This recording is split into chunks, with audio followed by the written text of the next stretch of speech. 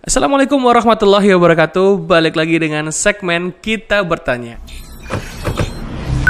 Podcast kita. Ada pertanyaan nih Ustadz.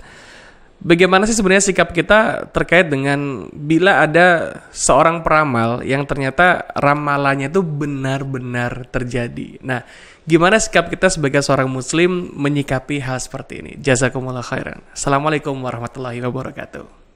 Alhamdulillah wassalatu wassalamu ala rasulillah wa ala alihi washabihi wa wala amma ba'du. Ya, terima kasih atas pertanyaannya, yaitu tentang bagaimana kalau misalnya ada seorang paranormal atau dukun atau kahin dan yang semisalnya itu ketika dia meramal dan ramalannya benar-benar terjadi. Maka bagaimana sikap kita seorang muslim apalagi seorang yang beriman kepada Allah Subhanahu wa taala. Sikap kita pertama ya jelas kita tidak percaya. Ya. Tidak percaya dan tidak boleh mempercayai kahin atau kuhan atau paranormal dan yang semisalnya. Kenapa? Karena ini adalah larangan dari syariat kita, dari Nabi kita Muhammad sallallahu alaihi wasallam. Nah, bagaimana kalau misalnya ada pertanyaan lagi lah, yang diramalkan, yang disampaikan itu juga benar, kejadiannya juga nyata. Maka kita katakan antara yang terjadi yang nyata, yang terrealisasi dengan yang tidak terrealisasi itu banyak yang mana? Tentunya banyak yang tidak yang terrealisasi, banyak yang tidak terjadi. Ya. Dari sekian ramalan-ramalan atau sekian perkara-perkara yang dikatakan dia mengetahui perkara yang gaib, itu dari 100 ramalan cuma satu saja yang benar. Dan itu memang ada riwayat tentang hal ini. Dan hadis tersebut adalah hadis yang sahih. Dulu ya, sebelum ada pembatasan makhluk-makhluk itu naik ke atas, sudah biasa mereka para setan itu mencuri berita-berita yang ada di langit. Ya, mencuri berita-berita yang ada di langit. Ketika Allah Subhanahu wa taala mau menurunkan wahyu melalui para malaikat-malaikatnya kepada Nabi kita Muhammad SAW, mereka naik ke atas, naik ke langit. Ya. Setan-setan itu naik ke atas, naik ke langit. Untuk apa? Untuk melihat apa yang mau disampaikan ke bawah itu apa.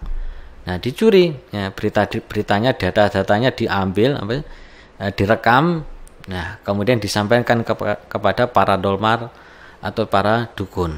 Nah, kemudian setelah beberapa waktu berikutnya mereka dilarang. Ya, artinya ketika setan ini berani naik ke atas, berani mencuri berita-berita di langit, langsung dilempari dengan bola api, sehingga mereka tidak bisa lagi mengambil atau mencuri berita-berita yang ada di langit. Nah, dari berita-berita yang dicuri tersebut yang disampaikan kepada para dukun atau paranormal atau orang-orang yang seolah-olah mengetahui perkara yang gaib, itu disampaikan kepada dukun, kemudian dukun menyampaikan kepada para pasiennya.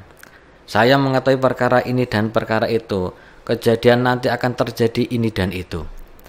Padahal kata-kata seperti itu sudah sering mereka sampaikan, mereka ucapkan, ya. Nanti tahun 2020 akan terjadi peristiwa A, B, C, D sampai 100 kali. Dari peristiwa 100 kali itu, peristiwa 100 macam itu yang benar, memang ada yang benar, ya. Tentu ada yang benar. Itu dari 100 ramalan itu yang benar hanya satu. Nah, yang benar hanya satu. Nah, kenapa Allah Subhanahu wa taala berkehendak untuk memberikan kebenaran kepada si dukun tersebut, ya. Yaitu tentunya untuk menguji kita, apakah kita ini masih percaya kepada dukun, klenik, ya, paranormal dan yang semisalnya yang seolah-olah mengetahui perkara yang gaib. Padahal Allah sudah mengatakan di banyak ayat dengan versi yang hampir sama itu bahwasanya tidak ada yang mengetahui perkara yang gaib kecuali Allah Subhanahu wa taala. Tidak ada yang mengetahui perkara yang gaib kecuali Allah Subhanahu wa taala. Kejadian kita, ya, nanti itu mau apa, ya, bagaimana, ya, tidak ada yang tahu kecuali Allah Subhanahu wa taala. Nah, dukun paranormal ya, itu hanya sekadar menerka-nerka saja. Kalau seandainya benar, ya, terjadi nyata, itu paling yang benar itu satu, yang dusta, yang meleset, yang tidak terjadi itu banyak sekali. Ya, banyak sekali. Nah, seperti kemarin corona itu diramalkan akan selesai bulan April. Bulan April yang kemarin, Maret, April sebelum Ramadan akan selesai. Ya. Ternyata tidak selesai sampai sekarang ini. Nah, bahkan yang lebih parah, insya Allah, pakai insya Allah ini. Ya. Dengan repot seperti itu. Ya. Nanti kalau dikatakan, loh, lamaran jenengan itu meleset, ramalannya meleset. Dia mengatakan, loh, itu kan hanya sekedar apa itu menerka-nerka gitu. Jadi berkelok-kelok ya. Ya orang itu sudah kadung percaya, sudah kadung apa ini mempercayai ramalannya, ternyata tidak terjadi. Maka menjadilah seorang muslim yang cerdas, seorang yang apa ini, kita ini jangan dibodoh-bodohi ya oleh orang-orang yang dia itu tidak memiliki ilmu agama, atau orang-orang yang mengaku-ngaku seolah-olah mengetahui perkara yang gaib. Ya, jadi dalam hal ini hendaknya kita menjadi seorang yang paham, mengerti tentang hakikat kehidupan ya.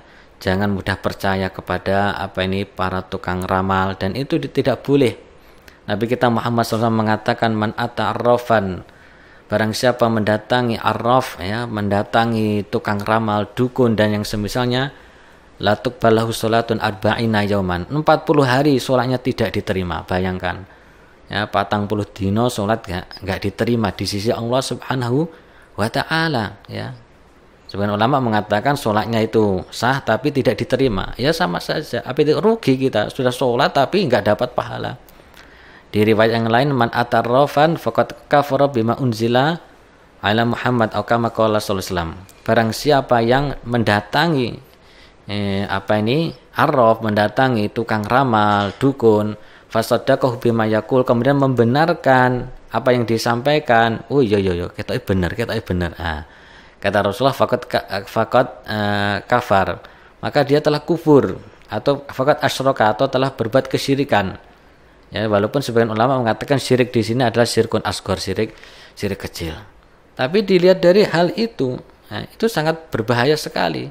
Apalagi dukun ini atau arraf ini bisa diyakini, dia meyakini bisa merubah nasib. Wah, ini bisa syirkun akbar, syirik besar. Nah, atau meyakini dukun ini benar-benar mengetahui perkara yang gaib misalnya. Maka bisa jatuh kepada syirkun akbar, syirik besar. Ya. Jadi tidak ada yang tahu perkara yang gaib kecuali Allah Subhanahu wa taala. Maka ada kisah yang sangat bagus, yang sangat lucu sekali gitu. Ya, perdebatan tercepat sedunia, ya, perdebatan yang sangat cepat sedunia. Itu perdebatan antara dukun dengan ahlul ilm, ya, dan terjadi di abad ini. Yaitu perdebatan antara Syekh Al-Albani rahimahullah ta'ala dengan seorang dukun, ya, seorang tukang ramal, ya, dan semisalnya. Datang kepada beliau, kepada Syekh Al-Albani rahimahullah ta'ala. Aku ingin berdebat denganmu, ya, aku ingin berdebat denganmu. Kata Syekh Al-Albani, ya, saya mau berdebat dengan kamu asalkan kamu tahu syarat-syaratnya. Asalkan kamu tahu syarat-syaratnya. Dukunnya mengatakan, apa syarat-syaratnya? Loh lah, katanya kamu tahu syarat-syaratnya.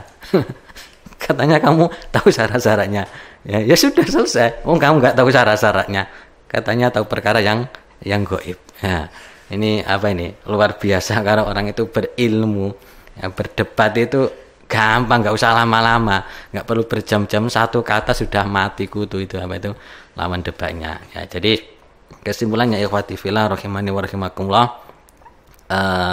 marilah kita terus meningkatkan pembelajaran yang berkaitan dengan tauhid kita, akidah yang benar, akidah yang sahihah, sehingga apa itu kita tidak terbawa atau terjerumus kepada jurang kemaksiatan atau jurang kesyirikan ataupun jurang kekufuran. Wallahu a'lam bishawab.